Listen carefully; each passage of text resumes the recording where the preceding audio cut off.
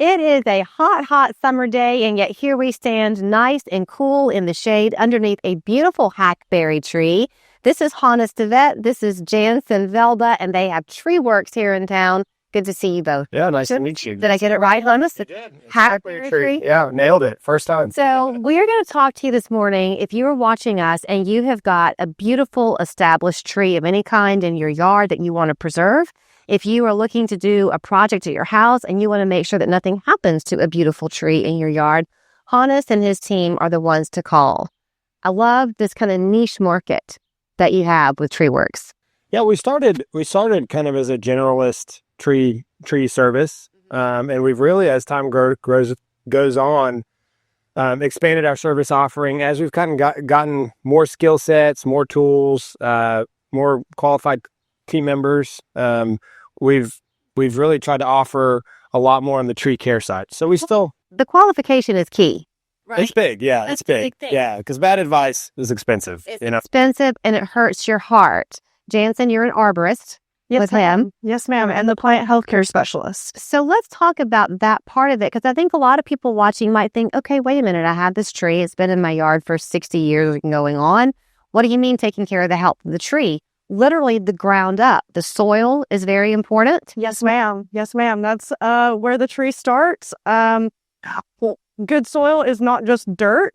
Good soil has its own micronutrient recycling in the forest. And so that's where I come in, because in our yards, we cut the grass, we throw away the clippings, we blow away the leaf litter in the fall, and it kind of deprives our trees in our yard of that natural process. So that's where I come in. I bring my truck and we inject nutrients into the ground underneath the tree and just give it that extra boost of love. So, Hannes, you were saying that really is what you want people to realize, is that the care of your trees is a maintenance like any other with your home.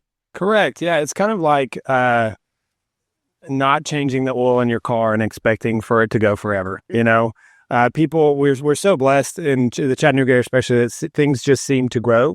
We have long summers, a lot of sun, a lot of rain, but as you pointed out, like in a forest setting, they don't need our help. They got their own thing going. It's perfect. It's unbelievable. In an urban setting, we kind of have broken that cycle. So our soils are not as good. Our soils are compacted and clayey, and they often lack these nutrients. So we thought, hey, rather than always being focused on fixing the symptom at the end of the day, or having to remove the tree, wouldn't it be nice if we can develop a program that helps keep the trees healthy in the first place? So let's talk a little bit about some of the examples that people could probably throw your way. I gave you one for me.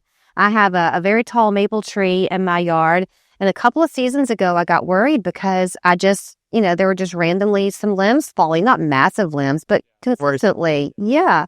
It seems to be healthy now and doing great, but I was worried for a while. I could call you, and y'all could come out and... Absolutely.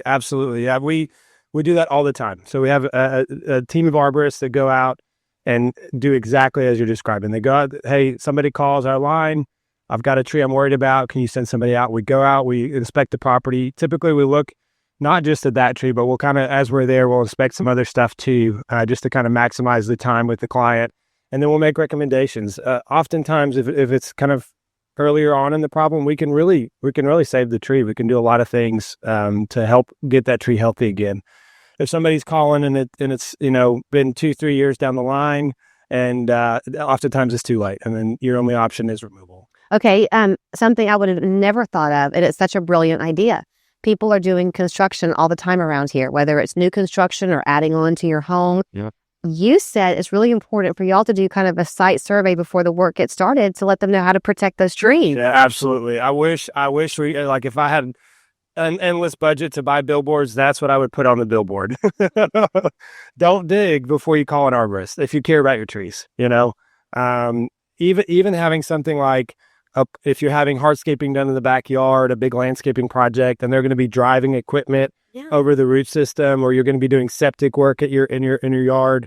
Obviously, new construction, that's obvious, but we can come in beforehand and do some small things to protect those trees' root systems, so that it's not like 2-3 years later you see this tree declining and you wonder why. and you lose a great asset to your property. Yeah, because that will affect your home value when you lose those trees. Something else I thought was very interesting, we were talking about the storms that can come through here. Y'all seem to have a common belief that if you have a tree, Jansen, that weathers a storm, that's a good tree. That's a good tree. It's a strong tree. It's resistant.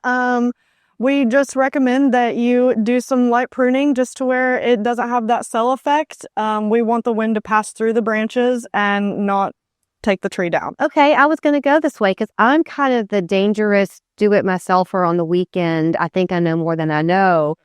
If you don't prune a tree the right way, you can actually hurt the tree, right? So that's something y'all can step in and do too? Yes, ma'am. Yes, ma'am. We absolutely can. Yeah, we like doing a lot of our arborist appointments lead to pruning jobs where we're really just trying to do preventative pruning, whether it's reduction of the canopy so it doesn't have as much of a wind cell, raising canopy, pruning them away from structures.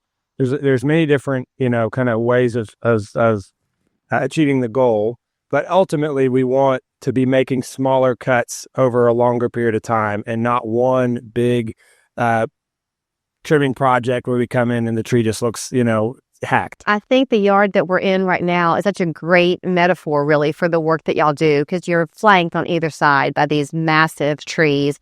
This one, you've got power lines that go right by it, yet the tree still stands. Yeah. Life has happened under these trees. No, there's memories made in these shady spaces. There's kids that play under them, and this is obviously a hardscaped area. People kind of have fires probably in the fall. And if you lose this, we couldn't stand out here without just dripping in sweat if this tree wasn't here. Right. So there's a real direct correlation to increased property values when you have nice, mature trees in your landscape. I think that's pretty well established. We did want to talk about kind of the soul of it all, but there is the certification behind it. So I know y'all are a member of, is it ISA? Which means that they know what they're doing before they ever even come to ring your doorbell. Their consultations are complimentary, so you can follow them on social media, all the things. But remember, Tree Worx. And by the way, I have to say, go Mox. Bye. You're easy guy. Go Mox. This weekend only, shop Ashley's 72-hour sale and save up to 25% off your entire purchase. Or pay no